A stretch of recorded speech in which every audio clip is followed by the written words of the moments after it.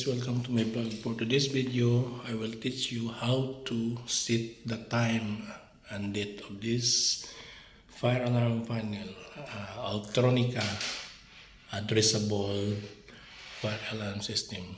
Because guys, the time of the panel now is 10:45, but the exact time is 9:44. So advance 1 hour.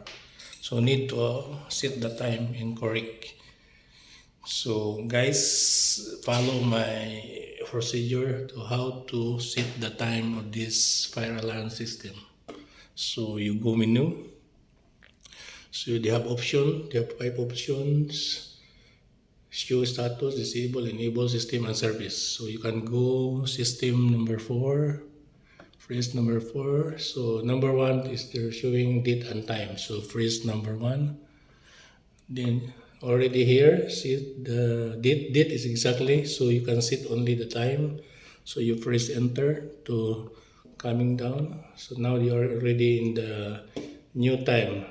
Hours, minutes and seconds. So you can put now the time. So you can put 0, 9, what time now? 9, so 45 in my watch. 45, then put exactly also seconds. So for example, I put 21. So 0, 9, 4, 5, 21 seconds. So I press enter. Then set date and time. So you can enter. So now already changed the correct time of the panel. So same time of my watch. Okay guys.